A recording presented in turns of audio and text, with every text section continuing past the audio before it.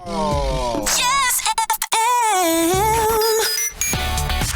Yes, paren. Ako pa rin ang iyong kapiling. Your Morena girl. This is your Maria Morena. Ang sarap talaga ng pakiramdam. Pamparam pam pam. Kapag nabusog ka na, feeling mo talaga nabusog ka sa pagmamahal. Feeling mo nawala lahat ng problema mo. Feeling mo pwede ka nang matulog. Diba, may peace of mind. Sana nga ang pakiramdam natin, lagi na lang tayong nabubusog. Sana hindi na lang tayo nagugutom. Pero hindi tayo ganun eh. Kasi, alam mo yon, lahat ng ipinapasok, inilalabas din. O, diba?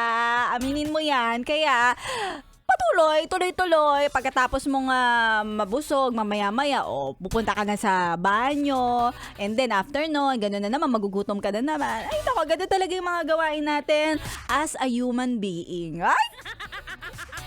Pero ikaw, yes, pre, na nabusog ngayon. Alam ko naman na nakikinig ka sa akin sa 11.1 Yes FM. Sa iyong DJ tuwing tanghali ang nagpapatirek ng iyong tanghali. Ang init ng panahon. Lalo pa, nandito na ako. Your Morena girl, Maria Morena. At alam nyo ba, ngayong busog na ako, hindi na rin ako galit.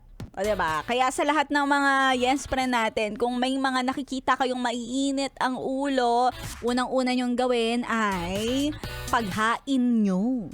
O diba? Kung close kayo niyan o kaya mahal mo yan, o diba? Pakainin mo. Kung nagmamalasakit ka sa kanya, ibigay mo kung ano ang gusto niya.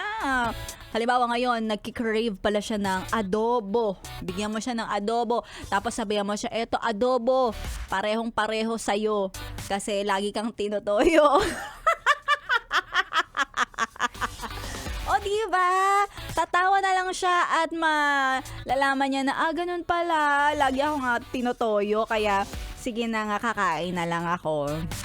Dahil pagkain ang madalas na kasagutan sa lahat ng mga namomroblema sa buhay. Kaya nga 'di ba, kung todo kayod tayo, kaya naman talagang gusto natin binubusog yung mga mahal natin.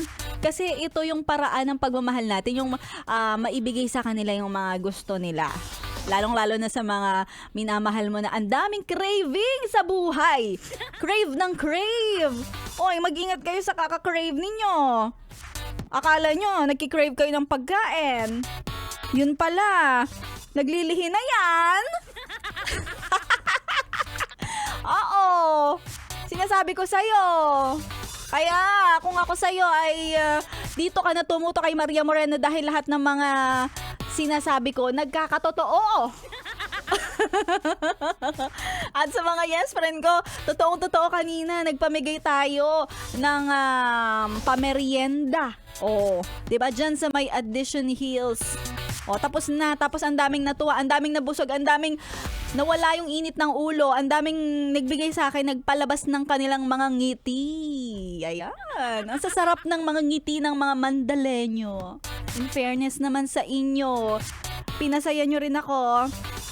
At sa lahat ng mga yes friend natin, kung gusto nyo lalong-lalong sumaya ang inyong mga araw, ay syempre ano pa bang gagawin? Di tumuto ka na sa akin alas 12 hanggang alas 3 ng hapon.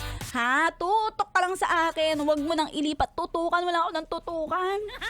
Dito lang sa 101.1 Yes FM. Morena,